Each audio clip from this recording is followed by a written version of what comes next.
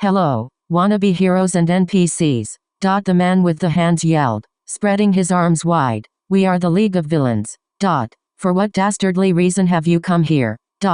All Might demanded. For you, O symbol of peace. Today is your game over.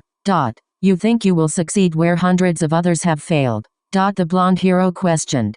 Of course, because we have a cheat item no one else had. Don't worry, though, you won't be the only person dying today. We're giving you a turnpike with his raid. He snapped his fingers. Game start. Kaminari. Aizawa barked, his eyes tracing the paths of the grunts charging the stairs. None of the notable villains had moved with Handguy's declaration. Contact the school. Call for reinforcements. Something's jamming us. The electric boy responded, a hand on his headset. I can't get through. One of them must have a quirk for it. Midoriya. Yes, sensei. The young recruit blinked, his eyes taking on their golden shine. In his vision, the mass of villains became nothing but red, with Handguy shining like a fire.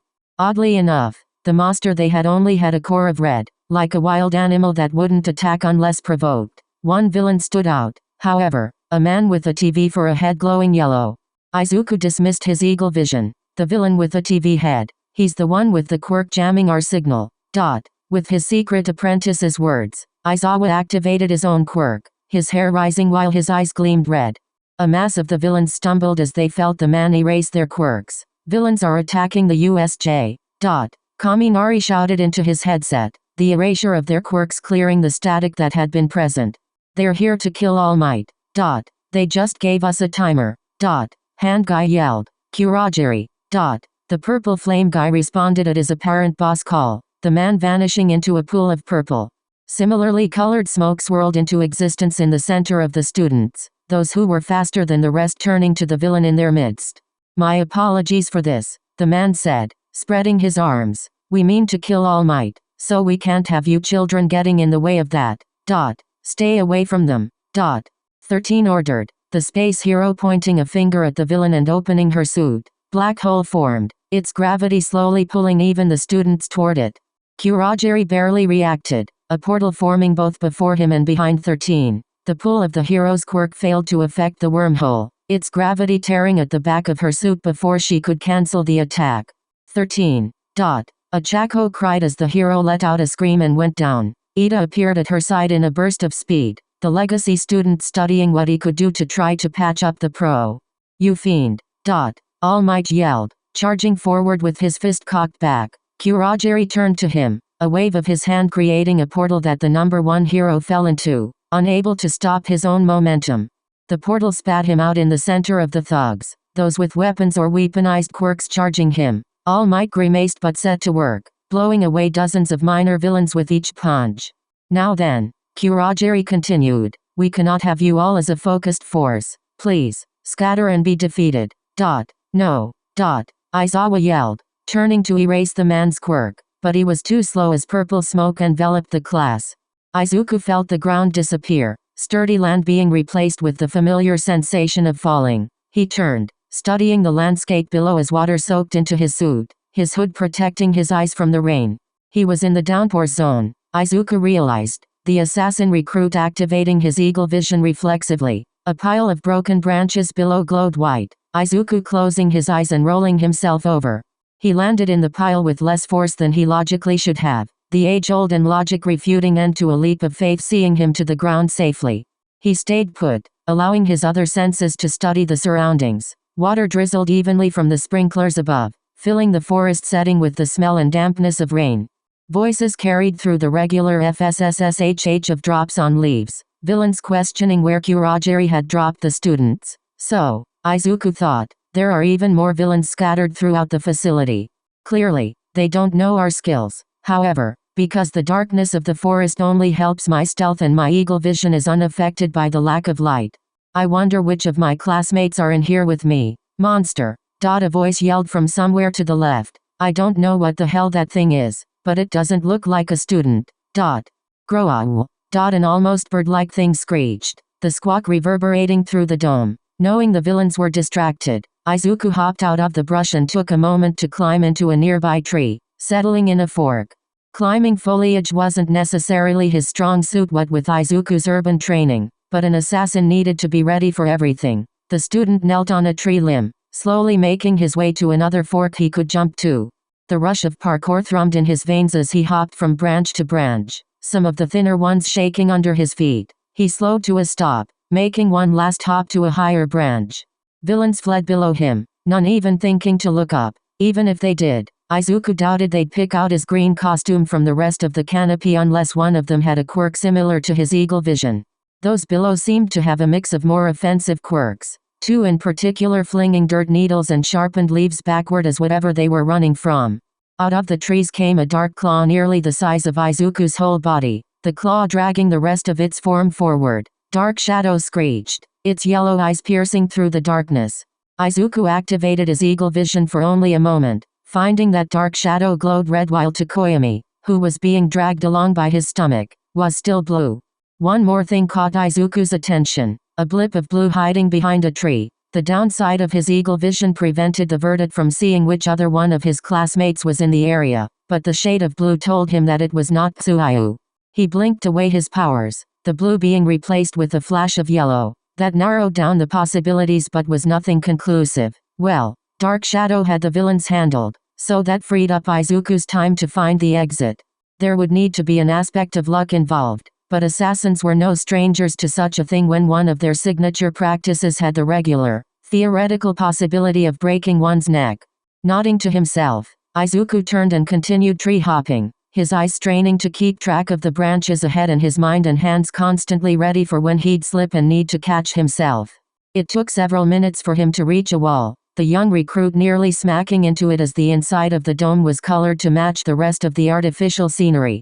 Now, for the luck aspect, picking which direction he would travel along the wall to find the exit. A single glance with his eagle vision confirmed that there were no invisible arrows or markers. That did not bode too well for his luck in that moment. So, following his gut, Izuku turned right and ran. God, this is boring, a voice sighed, reaching Izuku's ears at the same time his eyes registered bright light. He slowed, creeping along the branches and allowing the sounds of the rain to cover any noise his movements made. I almost wish we were with the group.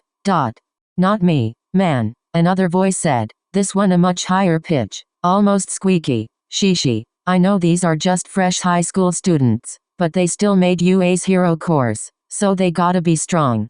My cousin tried it years ago and it's damn tough.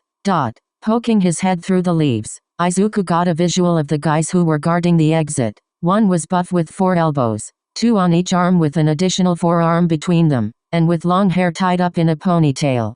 His companion was reedy by comparison with whiskers and a pair of buck teeth that were sharpened to a point. His hair was gray and short and he carried a metal baseball bat. Your cousin. 4 elbows asked. Did he make it? Nah, Mousy said with a shake of his head. Tooth bullets makes for a neat surprise attack, but it's kind of limited. The failure crushed him and he ended up getting arrested a couple years later. Damn, that sucks. Izuku slunk back into the shadows, the thug's conversation turning into background noise as he considered his options. He could easily take one thug down with a surprise attack. He knew he could after all the training Master Aizawa had drilled into him. The big question was if he risked a double takedown. Would that be considered excessive force for a hero student? Would that classify as such even if he did it to only one? There was a lot of force involved with an aerial assassination technique, blades included or otherwise. Following the law was so hard when he was trained to, not. So maybe an overhead takedown was too much. Luckily, the downpour zone had plenty of shadows and trees, so he should be able to take them out individually. His plan of attack made, Izuku slid down to the ground and ducked into the bushes and ferns. He whistled. What was that? Mousy questioned, raising his bat. I didn't hear nothing, his companion said. Izuku whistled again, causing Mousy to flinch. There it is. Something's out there, I'm telling you, Oppo. Then go check it out. I'm staying here. Fine, but if I yell, you better come running with an apology. Whatever you say, Shepherd. Shepherd stepped away from the exit, the man raising a hand to try to keep the rain out of his eyes. Izuku backed up and rustled several fern fronds, catching his attention. Shepherd's eyes narrowed, the thug frowning. Show yourself, the reedy villain ordered. Izuku did no such thing. backing up and shaking another bundle of leaves. Don't make me come in there. It's just a bird or something. Oppo yelled from the doorway. Shut up. Izuku shook one more bundle, an almost visual vein bulging on the mouse man's forehead at what correctly interpreted to be a taunt. That's it. I'm coming in. He waded into the foliage, several trees blocking line of sight to the exit. Izuku struck, wrapping his arms around the man from behind, one hooked around his throat, cutting off the man's breathing, while the other gripped the wrist of the hand holding the bat. Shepard struggled, but Izuku's shorter height prevented the man from getting his feet under him properly. Several seconds passed, his struggles lessening with each until Izuku was holding the limp body of the thug. Laying him on the ground, the student confirmed that he was still alive. Shepard. Oppo called, having heard something. You good? He received no answer, causing the thug to push off the glass doorway and stalk toward his companion's last known location. He would need no taunting, the man already stepping into the tall flora when he did not immediately see Shepard. Izuku crept, positioning himself. Shepard, this isn't funny. Stop it. He passed a tree. Izuku spun, punching the double-jointed man in the diaphragm. Oppo wheezed, struggling to breathe and unable to respond as his assaulter dove over his shoulder, wrapping an arm around his neck and bending him backward. Oppo's arms came up, finding purchase on either side of Izuku's head where he started to squeeze. The verdict hissed, tightening his own grip on the man's neck. The hands loosened slowly as Oppo asphyxiated, joining his companion in unconsciousness. Izuku panted, dropping him with a muddy splash. I did it, the recruit muttered to himself with a smile. Who said a quirkless kid would never beat even a simple quirk? I can't wait to tell Nekoi-sensei about this. Shaking the thought away, Izuku reasoned that he needed to let his classmates know that the exit was clear. The problem with portals like the one Kurogiri used is the lack of a trail to track, and his roundabout route was too long to backtrack along. Izuku pulled out his bow, elongating the metal weapon to its full length.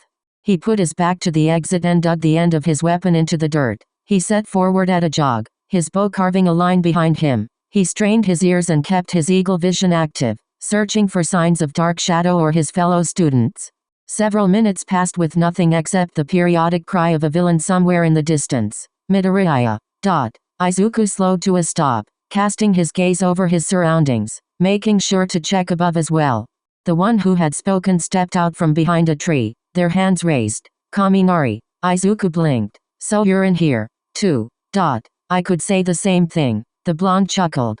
Look, we need to be careful. Tokoyami's Dark Shadow is going berserk because of the darkness. The light from my electrification kept it from attacking me, but it ran out of villains to beat up a couple minutes ago and is looking for more. Tokoyami can't control it. Then we better turn on the lights, Izuku said. I found the exit, so the light switch should be there. I didn't want to flip it in case the villains overwhelmed Dark Shadow because of it. Wait, you saw Dark Shadow? And it didn't attack you? How? Izuku grinned, pointing a finger upward toward the canopy. No one looks up. Dude, that's awesome. Did you train in parkour or something? Something like that, but we have a quirk to weaken before we return to the plaza. Aizawa-sensei and All Might-sensei should have it covered, but I'd still like to hurry back and try to help as soon as possible. Yeah, man, I get it. Let's go. Try to keep up. Izuku turned, dashing off to follow the line he'd made. Kaminari tried to keep up, but Izuku still had to slow down a little so he didn't lose him. Light poured in from the outside, the doors made of bulletproof glass. The extra light brightened the area well enough for the pair to find a panel to the right of the doorway. Kaminari, we've got a problem. What is it? The blonde asked, walking over. The panel was dark, unresponsive to Izuku's prodding. It looks like they cut the power off. The door probably won't open without it, much less the lights coming on. I could use my eyes to find a breaker box, but I really don't want to take the time to do that while our teachers are out there fighting. Let me check it out. Izuku stepped aside, opening the space for his classmate. Kaminari studied the panel, getting a similar lack of response. Sparks flew as he activated his quirk before touching the panel again. The lights flickered and the artificial rain stuttered, forcing Kaminari to push harder, electricity flowing into the machine. It beeped. You did it. Izuku called. Kaminari spun, holding a thumbs up. Way. Giving him a light push so he could do the rest. Izuku tapped through the menu, turning off the rain and turning on the lights. The light was almost blinding, a screech from Dark Shadow echoing through the dome, giving Izuku a vague idea of the third student's location. Stay here, he told Kaminari. I'll go get to Koyami. Way. Izuku took to the trees once more, hopping his way to where the cry came from. He found Koyami crouched in a small field, the bird-headed student crutching his stomach. He approached slowly, getting as close as he dared while remaining in the trees. Holding a vertical branch, Izuku swung around so his feet were braced on a small knot, nothing directly below the rest of his body. Koyami. The bird-headed boy started at the sound, looking around the field for its source. Up here. Midoriya. Koyami gasped. Why are you stalking the shadows of the canopy? I had to be sure you had Dark Shadow under control again. You good. I think I will spread my wings in the light for a time. Koyami answered. Do you bear news? Kaminari told me Dark Shadow took care of the main group of villains. I cleared the exit, and he unlocked the door, so we can get out. Auspicious news. Midoriya. Let us make haste. Izuku led him back to the exit, all the back and forth bringing forward the familiar burn of exercise in his legs. Kaminari was waiting for them at the door, having recovered from his short-circuiting. Together, the trio stepped out of the downpour zone into chaos. It looked like several other small groups had overcome their obstacles faster or had not been caught in the portals at all. Tsuyu, Mina, and Ajiro were soaked as they exited the shipwreck zone while Todoroki and Jiro stood before the conflagration zone, said zone having been completely frozen over. Before the rockslide zone were Momo, Ochako, and Shoji. Every group seemed unsure of what to do about the situation in the central plaza. Said situation looked pretty bad. All Might was in the middle of a full-on brawl with the bird-beaked Goliath, each of their punches resulting a shockwave that left the rest of the goons for Aizawa, but something had happened, resulting in his left arm hanging limply. The number of mooks that were down was impressive, but it was like they simply would not end. Bad news. Tomura Shigaraki, the portal villain said, the heteromorphic man appearing beside the leader. Our time is almost up and the Nomu appears no closer to overpowering All Might. We can't leave without an achievement, Handman responded. He turned, his eyes studying the battle's viewers. If we can't take All Might, we can at least ruin his run. Shigaraki shot forward, skipping past both All Might and Aizawa to charge the place where Momo, Ochako, and Shoji were watching. He was fast, faster than his lanky frame suggested he should be. He apparently had also not seen Izuku's group exit the downpour zone, for the landslide zone was just beyond it. Izuku's body moved before he could think, muscle memory carrying his footsteps forward. No. The assassin recruit yelled, whipping out his rope dart. It stabbed into Shigaraki's forearm with a spray of blood, barbs on the dart locking it in place as Izuku pulled the rope part taut. Shit. The villain hissed as the force pulled him around to see the source. Damn it, Midoriya. Kaminari yelled as the villain scowled, grabbing the rope. It decayed under his touch, a feral snarl on his face. Now he knows we're here. Then he's not focused on the others. Izuku replied. I'll take him on a chase. Go help Aizawa-sensei deal with the thugs. You can't be serious, Midoriya. Don't have a choice now. He gestured toward the villain stalking toward them. I've got an idea of his quirk, so leave him to me. You better not die on us. Kaminari ordered, grabbing Koyami by the arm and leading him toward the plaza. Shigaraki ignored them, his focus on the student who had wounded him. Now, who the hell are you? Shigaraki demanded. Some kind of ninja wannabe. Something like that, Izuku answered, drawing his bow with a spin impressive enough with the hope of making the villain pause. He dropped into a stance, ready to fight or flee at a second's notice. Eyes narrowing, Izuku tried to step to the side, only for the villain to match him, moving to cut off his escape. So, you're here to kill All Might. That's right. With the fall of the symbol of peace, this rotten society will crumble into chaos, ready to be molded by the whims of the strong. Then that must mean you have something that can actually hurt All Might. But how's that turning out for you? You better shut your mouth, brat. You're starting to tick me off. Why? Because your plans are falling apart and your ideals are crap. What did you just say? Shigaraki hissed. You did not just insult Sensei's ideals. Sensei, Izuku repeated in his mind. So he's not the one that planned this. There's someone else. Aloud he said, with this many thugs, you all must have a huge messaging champagne or a lot of money. We don't need it. There are plenty of people sick of this shitty MMO server with All Might at the top. It's time for a change of official leadership. A flash of red caught Izuku's eyes, dragging his attention to the man's chest. There, on a small necklace, was one symbol he'd been trained to recognize and look for. A symbol that had brought despair to millions throughout the millennia. Around Shigaraki's neck was the Templar cross. Izuku. Doing as bid, Izuku rolled to the right, avoiding a zero-gravity boulder that just missed beaning the apparent Templar villain. The boulder hit the ground with a plume of dust, a net that was hidden in its shadow wrapping around Shigaraki. He hissed, grabbing the net. It began to decay as soon as all his fingers touched it, the pale man turning to see that Momo, Ochako, and Shoji had approached them. Izuku took advantage of his momentary distraction. Charging in with his bow, the metal came around in a blur of gray, smacking into Shigaraki's thigh. He let out a grunt of pain and reached for the weapon, but it was already moving again. It was a testament to Izuku's training that he landed 5 different hits in half as many seconds. He spun, spinning his bow into a thrust that sent the electrified end into Shigaraki's gut. It never reached. Shigaraki, apparently seeing the attack coming, he caught the end in his palm, a pained snarl baring his crooked teeth. His fingers came down, making contact with the metal which, like all the other things affected by his quirk, disintegrated. Izuku's eyes widened as Shigaraki used what was left of the weapon as it fell apart to pull himself forward, his other hand coming for the student's face. Midoriya. Shoji appeared behind the man, one of his doubly arms all forming fists to punch Shigaraki in the side of the head. The sudden blow sent the villain careening to the side, his hand missing Izuku's face but grabbing his arm. It slid downward as Shigaraki fell, destroying the sleeve of Izuku's suit before coming in contact with his skin. For a moment, Izuku didn't know what happened, his eyes following the villain as the momentum sent him rolling over the ground.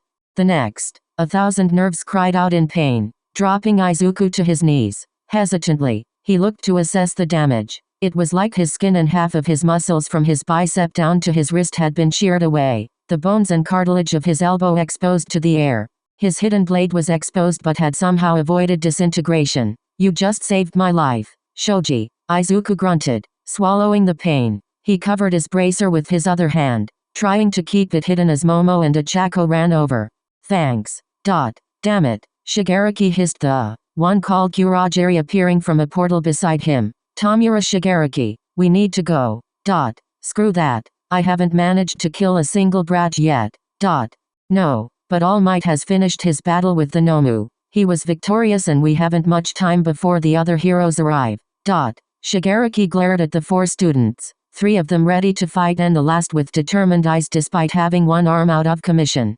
Electrical burns ran up his forearm from the attack he'd blocked, burns sure to scar, looking like a horrible, inflamed snowflake with its middle a black circle on his palm. The doors to the outside burst open, a host of other UA teachers charging through. Kurogiri grabbed Shigaraki by the shoulder, pulling him back as a bullet pierced the ground where he'd been standing. Fuck. The man cursed. Fine. Kurogiri, take us back. Kurogiri spread, his body turning into a portal that began to suck his boss inside. As he vanished, Shigaraki pointed at the group. You all are dead. Got it? The League of Villains will come for you. They vanished, allowing the group to relax. With the loss of adrenaline, Izuku realized how much pain he was in and that a pool of blood was growing below him. His hissed, darkness creeping into his vision, consciousness fading. He fell, the last thing he heard being the sound of his name on his classmate's lips. Momo Yaoi Orozu pressed a fist against her chest. Her lips pursed in worry as she watched the medics take Izuku out of the building. His arm, the one the villain had mangled with a single touch, was bandaged as best she, Ochako, and Shoji had managed with their combined first aid knowledge and the bandages she'd created with her quirk. The last couple minutes of the villain's attack kept playing through her mind, starting at Izuku's foolish interception of Shigaraki's charge toward them and ending with the verdict falling into a puddle of his own blood. Her grip tightened on the device that had been strapped to the boy's wrist. It was made of leather and contained a flat blade with a hook on its end, the sides sharpened to deadly edges. A part of Momo wanted to know the purpose of such a device, but the majority of her mind was too worried about her classmate to consider such a thing. Detectives were slowly working their way through the class, taking statements while those that needed it were being treated by medical services. As she stood there, thinking, Aizawa approached her, his broken arm in a sling and an eye patch covering the left side of his face.